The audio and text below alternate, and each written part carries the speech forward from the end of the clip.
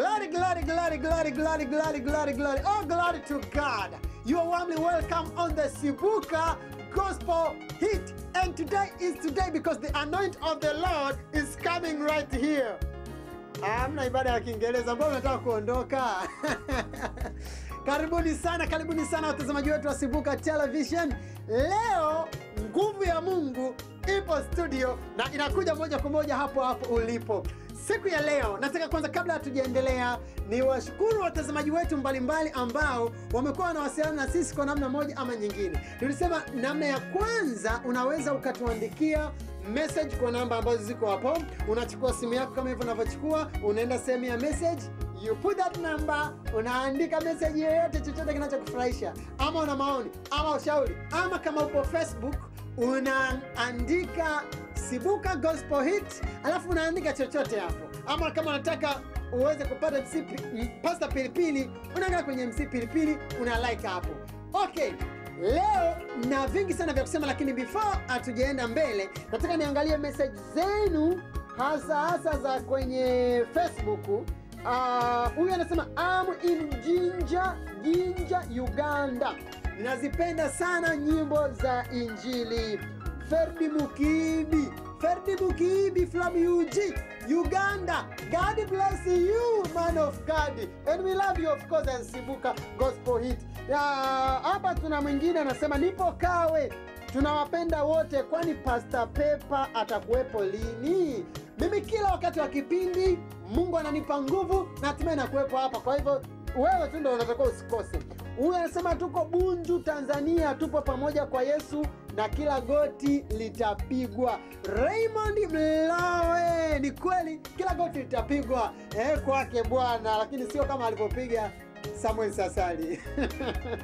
Asante sana. Hello, I'm Andrew, and could you play Igwe by my main Exodus, cause I really appreciate and thank for the program. Trailer Andrew from Kenya. Trailer Andrew, how much we love you, Trailer.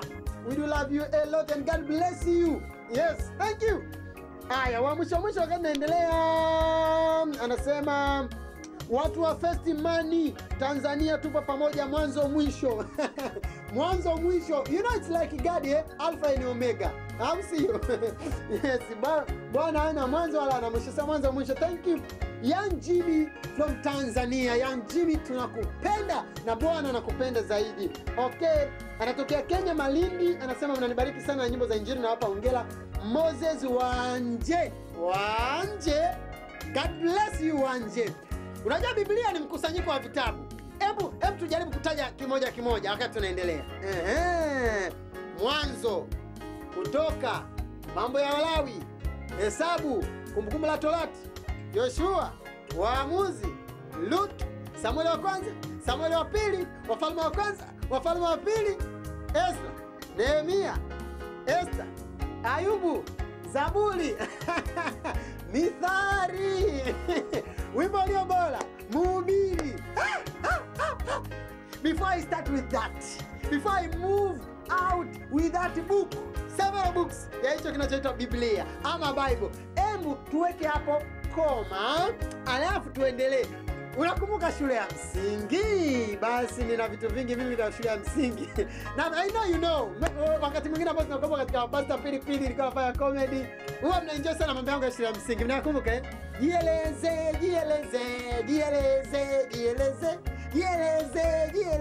Najieleza mama. Do you remember that? Yes, you don't have to forget. Tunapozungumzia mambo ya mabunda, mambo ya visheti na nini. Si unakumbuka vizuri? Si vinakuja. Sasa mnakumbuka vitabu? Unajua ni vitabu tu. Shule ni vitabu ndio vinakubadilisha. Vitabu tu is going to change you. Just all the book. Sasa unakumbuka story za shule ya msingi za kwenye vitabu? Kuna ile Maendeleo Tilonda. Darasa la 6 hiyo. Kitabu Maendeleo Tilonda. Kuna nyingine Pamela na Kipini. Do you remember that? Story nyingine Tola alia gizani. Unakumbuka Tola alikuwa mchoyo, anakula gizani, matokeo yake kwa kuchukua matonge akamla konokono, akatapika watoto wakaamka. Do you remember that story? You can't forget that. How can you? Unasahauje. Lakini pia unakumbuka story moja ilikuwa nasema watoto wageuka mawe. Unajua sababu ilikuwa nini? Watoto hawakuweza kusalimia tu, basi akamwambia mtoto asiyesalimia anageuka jiwe, na kadhalika na kadhalika. Vitabu vile unajua ndio vibadilisha fikra zetu, vikatupa tabia nyingine, mwelekeo mwingine na imani nyingine pia. Sasa unakumbuka labda mtu ambaye amesoma na mama yako. Tuseme let's say mama yako ni nesi, yuko hospitali, choma sindano watu, ama anawaandikia watu dawa zile za dawa kama ile ya rangi mbili. Unakumbuka rangi mbili mara chenga jamani, kumeza dawa kuna shughuli. Unajua dawa unaweza ukachukua, mimi kwa mpaka niweke kwenye sukari hivi hapo ndo nimeze nayo ama uweke kwenye ndizi ndo umeze nayo. Kumeza dawa chloroquine enzi hizo ilikuwa balaa. Lakini unakumbuka, unajua kitu gani? Labda mama yako amesoma shule ya msingi na rafiki yake wakaenda labda rafiki yake aitwa Serenta, si ndio? Amesoma Serenta, kaendelea yeye kaenda akasoma udaktari. Mamako ya kusoma udaktari wala nini, Serenta akarudi ameshahitimu mambo yake ya udaktari, anafanya kazi katika hospitali, let's say hospitali ya mkoa ambao unaijua, labda Muhimbili ama ipi. Utaona basi mamako akasimama na Serenta rafiki yake, wanafanana, ila mamako hawezi kumchoma mtu sindano, Serenta anaweza. Kitu gani kimebadilisha Serenta? Kitabu. Si amesoma sasa, anavyowaza vingine, anavyoamini vingine, maana amesoma. Kuna kitabu amekisoma. Sasa basi, leo nataka nizungumzie juu ya kitabu ambacho kinaweza kikabadilisha wewe fikra zako. Labda wewe ni Mkristo. Kitabu, yani Biblia, imebadilishaje maisha yako? Umebadilikaje baada ya kusoma Biblia? Kuna wengine unajua anaposoma Biblia, yani jinsi anavyotulia katika Biblia, huwezi kabisa kuamini kama anasoma. Kuna wengine yani tu yeye idea ikishamjia, wakati mwingine anaweza akaamua akasema mimi tu nitachukua. Kuna rafiki yangu mmoja bwana huyo rafiki yangu aliamua yeye kwenye kusoma kwake Biblia atakuwa anashika. Unajua uko umechoka kusoma Biblia, unakuwa unajitungia tu, unajitafutia style tu. Au unaweza kaamua leo ngoja nisome leo Mathayo, ama unavaa ngoja nifanye hivi, nitapofunulia hapo ndo nasoma. Basi wapanga kana tabia, afuma macho, hapa anapanga, si labda kipanga leo nitasoma kitabu fulani, kipo sehemu fulani. Hapa kitaja ile anwani, akija tunafumba, akifanya hivi anasoma. Sasa alipofumba macho kuja kufumbua, akakuta kile kipengele cha Yuda ameenda kujinyonga. Yuda si alimsaliti Yesu. Yuda si akaenda kujinyonga. Sasa bwana Yuda akaenda kujinyonga, akafunika. Akasema ngoja sasa nitulie tena, nitafute yani sehemu ya pili nikiipata nitafanya maandiko yanayofanya. Kutafuta tena maandiko kuja kufanya hivi, hakuta sehemu imeandikwa na wewe enenda ukafanye vivyo hivyo. Sasa aende tena akajinyonge, kwani hajui utamu wa mshikaki. Ataendaje? Watu wengi wamekuwa wanakosea namna wanavyosoma Biblia. Yoshua aliwaongoza wana wa Israeli baada ya Musa. Mungu kati ya mengi aliyomwambia, sikiliza, akamwambia neno hili. Kitabu cha Yoshua, haya akachukua Biblia sasa. Ipo mezani, ipo chumbani. Ifate. Sasa fungua kitabu cha Yoshua sura ya 1 mstari wa 8. Neno la Mungu linasema hivi: kitabu hichi cha Torati kisiondoke kinywani mwako, bali yatafakari maneno yake mchana na usiku, upate kuangalia kutenda sawasawa na maneno yote yaliyoandikwa. Kwa maana ndipo utakapoifanikisha njia yako, kisha ndipo utakapositawi sana. Sasa labda wewe ni Mkristo lakini maisha yako hayastawi. Labda mwenzangu upo kwenye ndoa lakini ndoa yako haijastawi. Ama una watoto lakini watoto hawajastawi. Maana unajua Bwana anapokupa watoto lazima waanze kufanya vizuri hata katika masomo yao. Lazima afya zao ziwe zimeanza kulindwa, Kama Mungu amekusaidia amekupa mume, basi out kidogo, au sio bwana? Vitenge kidogo na nini. Si ndio baraka ya mume sasa? Kuna sehemu hapajastawi. Kuna sehemu kidogo pana rabsha. Labda pengine Biblia unakosea tu kusoma. Ama pengine yanayosema kwenye Biblia unakosea tu kutenda. Sasa mara nyingi sisi tumekuwa sio watendaji wa neno. Au sio? Uongo kweli? Unapoangalia hapa anasema yatafakari. Mara ngapi wewe umetafakari? Wewe style yako ni ipi ya kusoma Biblia? Au sisi ndo wale unaitumia Biblia kutafutia usingizi? Unabukisha kuja unakaa kwanza, unaweza ukishaegemea unaweka na nani hapa kitandani unaweka Biblia. Matokeo yake sasa unakuta unaamka saa 8 za usiku, Biblia iko hapa, unakoloma, ulikuwa unasoma Wagalatia ushafika hadi Malaki. Hata unachokisoma umekielewa basi? Kesho utaamka ukitendee kazi? Wala kama desturi. Wengine wanatumia Biblia kama vitambulisho tu.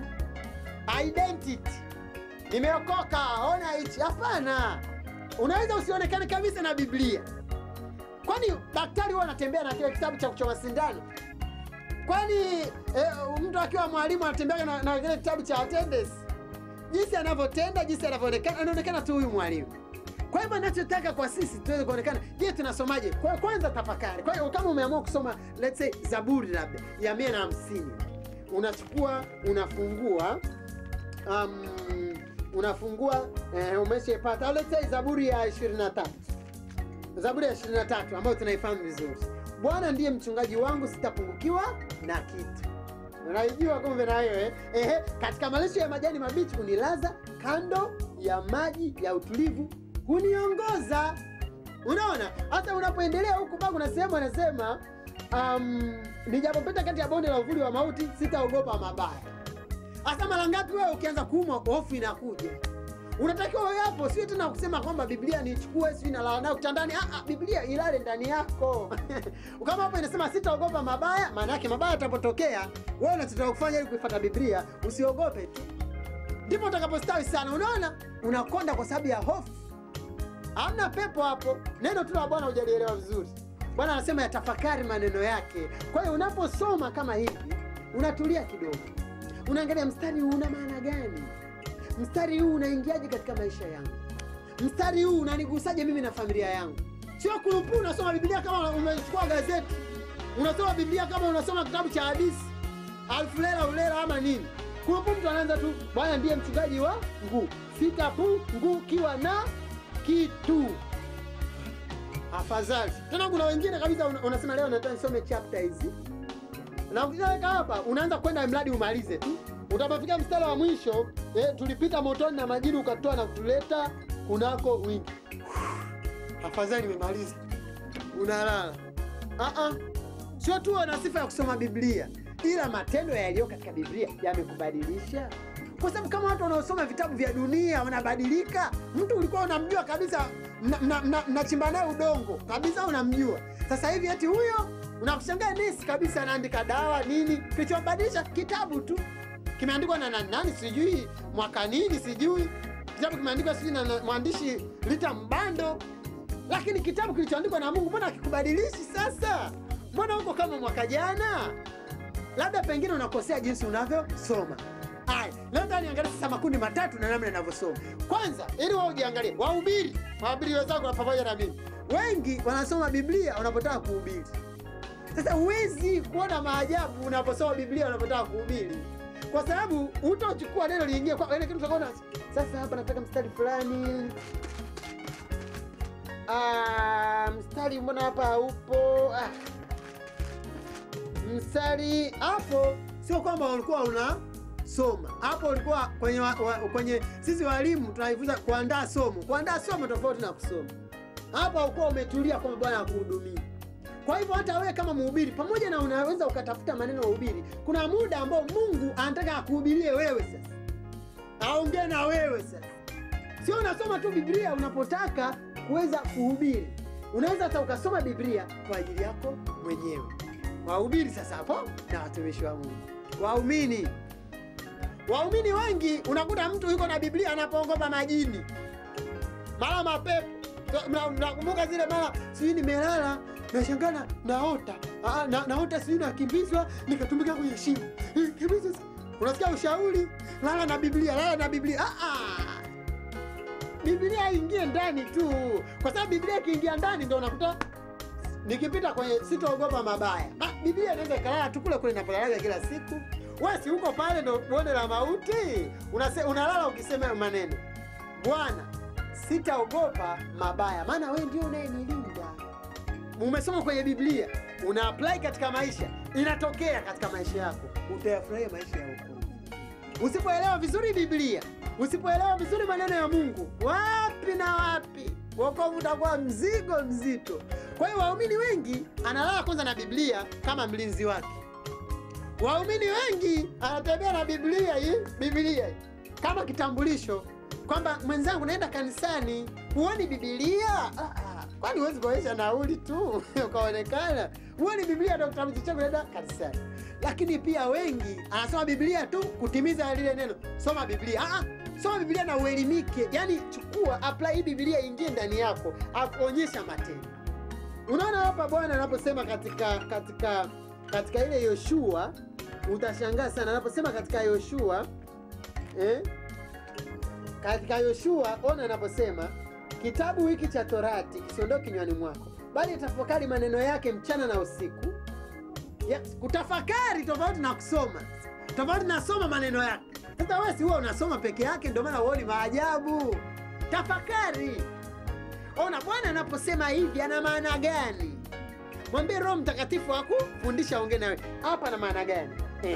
Utafanya maneno yake mchana na usiku, upate kuangalia na kutenda.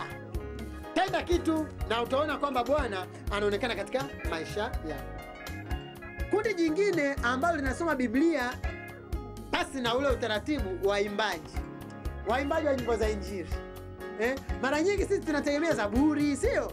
Ama tunasoma nani? Basi unaweza ukaamua kwamba mimi leo kwa sababu nataka kutengeneza wimbo ambao unahusiana na mambo ya upendo. Basi natafuta mstari, unafanya vizuri. Lakini mbona unatafuta mstari ili uweze kutunga wimbo tofauti na unapokaa ili uweze kufundishwa? Kwa hiyo hata kama wewe usiridhiki, shule ya Yesu Kristo, shule ya Mungu haina kidato, haina chuo kikuu, haina dokta. Wote unaendelea kujifunza mpaka siku unakufa. Kwa sababu neno la Mungu kila siku linaongea na wewe katika upya. Bwana anasema hivi, upate kuangalia, utenda sawa sawa na maneno yaliyoandikwa humu, kwa sababu ndipo utakapoifanikisha njia yako, na kisha ndipo utakapositawi. Kwa hiyo unaweza ukaokoka na usistawi. Unaweza ukawa na ndoa na isistawi. Unaweza ukawa na biashara na duka na lisistawi. Unaweza ukawa na watoto na wasistawi. Unaweza ukafunga ndoa kwa mbwembwe, vigelegele, harusi na tukachanga na isistawi.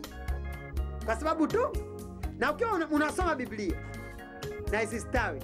Lakini ukitenda sawa sawa na ya maneno yote yaliyoandikwa humu, utafanikisha njia yako na ndipo utakapositawi sana. Asante, shukrani, na Mungu akubariki sana sana sana.